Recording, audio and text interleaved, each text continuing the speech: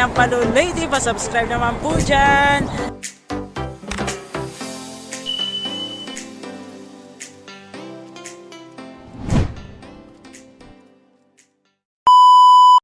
Welcome to my channel guys. For today's video, magagawa po ako ng gulay. Bali, tatlong klaseng gulay na lagyan ko po ng gata. Talbos ng kamote, malunggay, at saka yung kangkong. At saka lalagyan ko po siya ng tuyo. Let's get started guys! Bago nga pala ako mag-start sa aking video, nagpapasalamat po ako sa lahat po ng mga subscriber, mga viewers, mga supporters ko all over the globe. Maraming salamat po guys. Ayan guys, ang aking mga ingredients. Ayan, meron po akong yan, kamatis, ayan, garlic, tsaka ayan, alam nyo ba guys, prepetohin ko yan muna bago ko isumak ilagay sa aking gulay. Ito po ang aking talbos ng kamote, ang aking malunggay, ang kangkong. Guys, nag-start na po akong prituhin ito. Ayan. Tapos sa kabilang tsula naman, sa kabilang pot, dito ko naman igigisa ang aking mga lamas guys. Ayan guys. Ayan.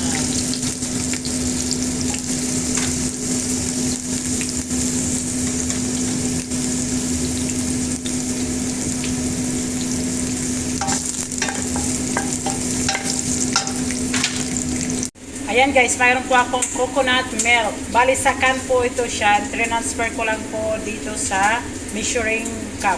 Ayan, 2 cups po yan guys.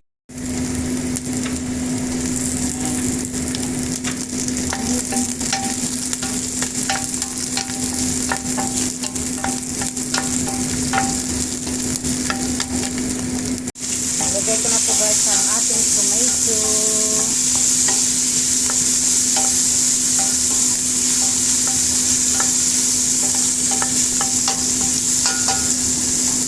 Dahil ready na po ang ating mga lamasin, sunod ko na po ang aking kangkong guys.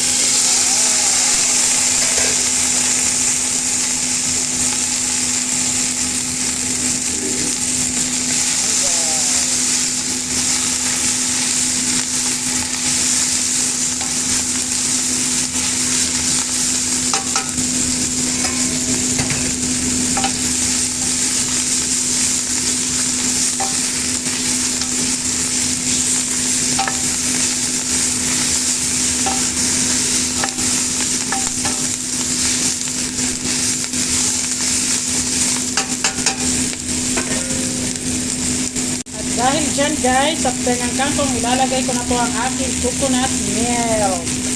Yan.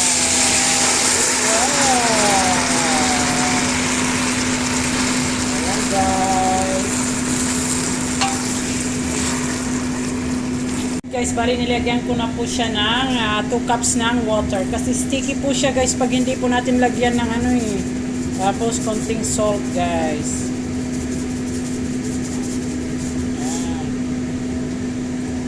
Guys, bali papakuluin lang po natin yan, saka natin ilalagay ang mga talbos na kamote at saka yung malunggay guys. Ayan. Ayan na guys, dahil kumukulo na po siya. Ayan. Nilagyan ko po yan guys ng green chili. 4 na green chili. Ayan. Sunod ko na po ang aking talbos ng kamote. Ayan guys.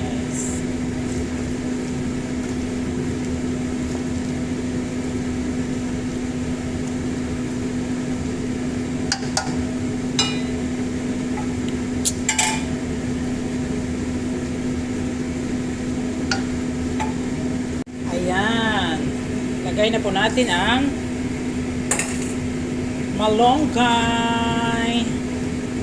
malunggay leaves. Wow guys, look at it guys. Yan.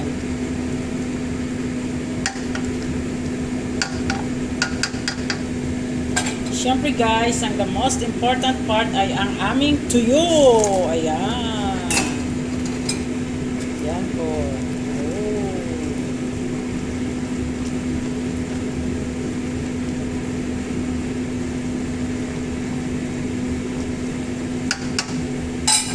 Lotong Pinoy po yan guys. Lotong Pinoy na Pinoy po. Ayan. Guys, ayan.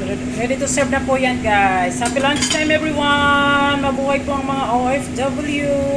Mag-ingat po tayong lahat. Sa naman tayong sulok ng mundo.